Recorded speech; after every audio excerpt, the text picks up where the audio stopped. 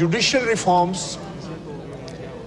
अदालती रिफॉर्म्स, यकीनन कि ये हमारे मुल्क में जो अदालती निज़ाम राइज है, वक्तन फ़ौक़्तन जहाँ जब भी ज़रूरत हुई उनको ज़्यादा बेहतर बनाने में, ज़्यादा क्रेडिबल बनाने में, ज़्यादा बेहतर उनका फंक्शन करने के लिए रिफॉर्म्स होने चाहिए और होते रहे हैं। और रिफॉर्म्स आइन में तरमीम की वजह से ही आ सकते हैं, और आइन में तरमीम का हक सिर्फ इस ऑगस्ट हाउस को है, सिर्फ पार्लिमान का हक है कि वो आइन में, आइन के मुताबिक, आइन में दिए हुए तरीके के मुताबिक कि 2/3 अक्सरियत अगर मौजूद है तो वो आइन में तरमीम करे। जनाब स्पीकर, हमारे मुल्क की ये बदकिस्मती रही है कि हम बहुत सी अच्छी बातों को भी अपने सियासी इख्तलाफात की नज़र कर देते हैं। मुझे याद है कि 1973 से पहले पाकिस्तान जो था वो सरजमीन बेआइन था, इस सरजमीन पर आइन नहीं था। फिर एक अवामी लीडर ने, एक जमहूरी लीडर ने इस मुल्क को आइन दिया जिसका नाम शहीद जुल्फ़िकार अली भुट्टो था।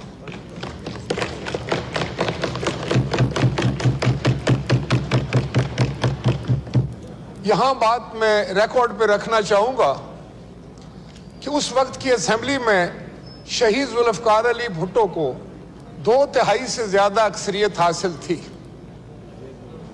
लेकिन उसके बावजूद उन्होंने ये कोशिश की कि कंसेंसस के साथ आइन लाया जाए।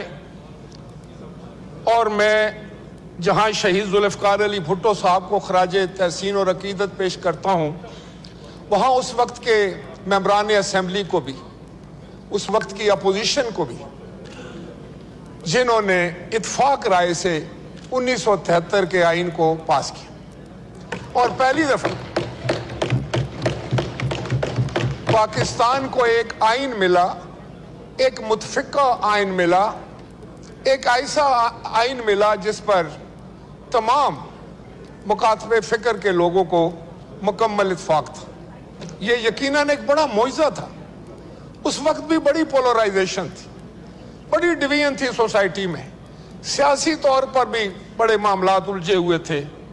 लेकिन शहीद जुल्फ़िकार अली भुट्टो की फ़हम फ़रासत और उनकी दानिशमंदी ने, और उस वक्त के जितने भी अकाबरीन इस हाउस में मौजूद थे, उन सब की काविशों से और अल्लाह ताला की मदद से 1973 का आइन मंजूर हुआ, जिसकी अभी पिछले साल ही हमने गोल्डन जुबली मनाई थी। जनाब स्पीकर, यह भी एक सितम ज़रीफ़ी है कि शहीद जुल्फ़िकार अली भुट्टो को फिर एक ऐसे मामलात में, ऐसे अंदाज से, ऐसे हालात से दो चार किया गया, और मुल्क में फिर एक ऑटोक्रेटिक लीडरशिप हुई। मुल्क में अमलन मैं समझता हूँ इस आइन को मातल किया गया, और एक वन मैन शो था, और उस शख्स ने इस पार्लिमान की जितनी भी पावर्स थी वो सब अपने ज़ात में मरकूज कर ली। जनाब स्पीकर, ये शायद हमारी नई नस्ल को ना पता हो कि 1973 के हवाले से ये आइन और ये पाकिस्तान का निज़ाम जो था वो पार्लिमानी जमहूरियत थी, पार्लियामेंट्री डेमोक्रेसी। और उस शख्स ने इस निज़ाम को यकसर बदलने की कोशिश की, और तमाम ताकत जो थी वो अपने अंदर मरकूज कर ली, और सारी ताकत जो पार्लियामान के पास थी, जो आज आपके पास है, वो उस वक्त आपके पास नहीं थी। 2008 में ये ताकत इस पार्लियामान के पास नहीं थी। वो ताकत जो थी वो प्रेसिडेंट हाउस में थी, और वो जनरल मुशर्रफ के पास थी। फिर उसी शहीद जुल्फ़िकार अली भुट्टो की अजीम बेटी मोहतरमा बेनज़ीर भुट्टो, जिसने आइन के लिए, जमहूरियत के लिए, पाकिस्तान की अवाम के लिए और इस पार्लियामान की बालादस्ती के लिए जदोजहद की, और वो जदोजहद करती हुई दुनिया से चली गई। जनाब स्पीकर, फिर ऐसा हुआ कि हम दो जमातें थी, पाकिस्तान पीपल्स पार्टी और पाकिस्तान मुस्लिम लीग। दोनों जमातें आपस में सख्त मुतारिफ थी, एक दूसरे की बात सुनने के लिए तैयार नहीं थी, एक दूसरे को जगह देने के लिए तैयार नहीं थी, एक दूसरे को का आर्गूमेंट सुनने के लिए तैयार नहीं थी। बहुत मुश्किल हालात थे उस वक्त। मैं समझता हूं कि यह भी एक करिश्मा हुआ कि शहीद मोहतरमा बेनज़ीर भुट्टो और जनाब मोहम्मद नवाज शरीफ साहब के दरमियान एक चार्टर ऑफ डेमोक्रेसी हुआ। वो चार्टर ऑफ डेमोक्रेसी की बुनियादी वजह क्या थी कि जब आइन का हुलिया बिगाड़ दिया गया, जनाब स्पीकर, जब एक पावरफुल, एक ताकतवर शख्स ने 1977 के आइन का हुलिया बिगाड़ दिया, तो कोई भी असेंबली जो थी वो अपनी मुद्दत पूरी नहीं करती थी। जो 1985 में आए वो 88 में चले गए, 88 वाले 90 में चले गए, 90 वाले 93 में चले गए, 93 वाले 97 में चले गए और 97 वाले 99 में चले गए। कोई एक असेंबली भी अपनी मुद्दत पूरी ना कर सकी।